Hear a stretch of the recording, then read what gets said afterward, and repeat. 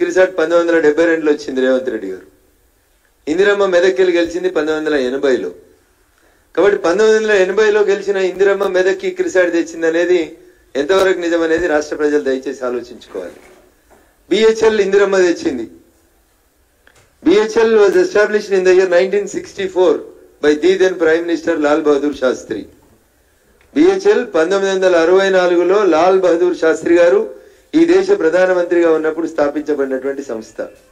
అంతర్జాతీయ పరిశోధనా సంస్థ, వ్యవసాయానికి సంబంధించిన పరిశోధనా సంస్థ ఇక్రిసాట్ పటాన్చెరులో పుట్టింది 1972లో రేవంత్ రెడ్డి గారు. IDPL అన్నారు మీరు. IDPL కి మా మెదక్ జిల్లాకు సంబంధం లేదు రేవంత్ రెడ్డి గారు. IDPL comes under Kukatpally assembly constituency sir. దానికి మా మెదకు సీమకు సంబంధం లేదు సార్.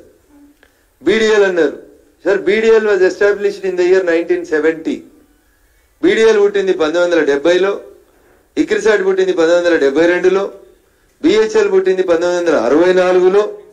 వేటికి కూడా ఇందిరమ్మ మెదక్ పార్లమెంటుకు పోటీ చేయడానికి సంబంధం లేదు.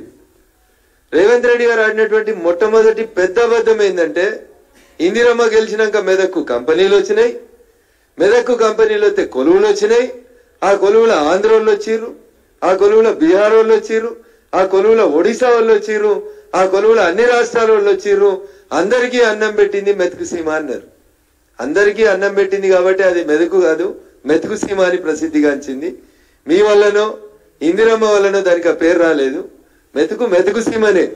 ఎవరు పొట్ట చేత పట్టుకొని మా జిల్లాకు వచ్చినా అన్నం పెట్టినాం కాబట్టి మా జిల్లా పేరు మెతుకు సీమ రేవంత్ రెడ్డి గారు.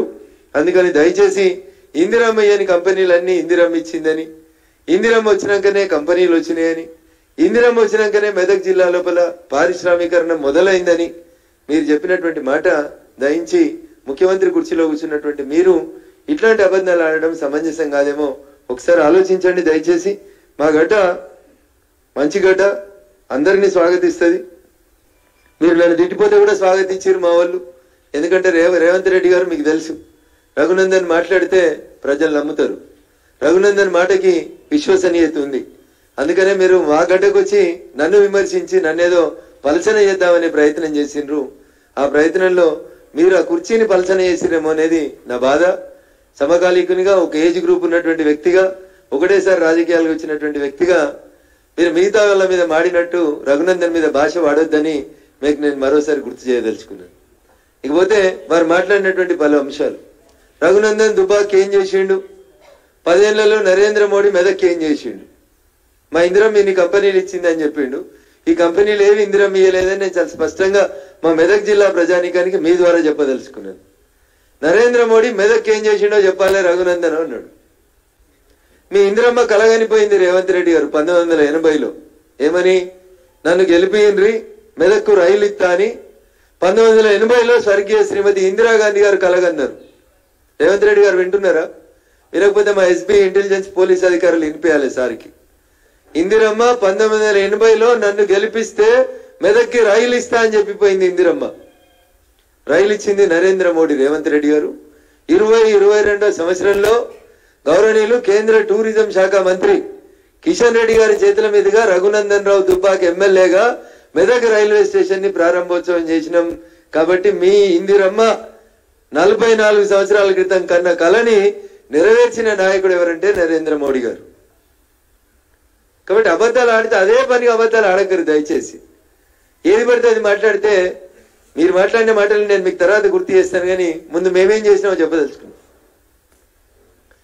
అబద్ధాల పునాదుల మీదుగా మీరు రాజకీయాల్ని కొనసాగించలేరు రేవంత్ రెడ్డి గారు. నేను ఈ మాట మీకు చాలా స్పష్టంగా చెప్తున్నా, అబద్ధాల పునాదుల మీదుగా అని చెప్పి. ఒకటే లైన్ చెప్తా నేను మీకు. మేము చేసిన చెప్పే కంటే ముందు వాళ్ళు చేసిన దాంట్లో కూడా ఒక మాట చెప్పాలి రేవంత్ రెడ్డి గారికి. ఏం చెప్పినారు? రాహుల్ గాంధీ గారితో చెప్పించినారు, రేవంత్ రెడ్డి గారు చెప్పలేదు.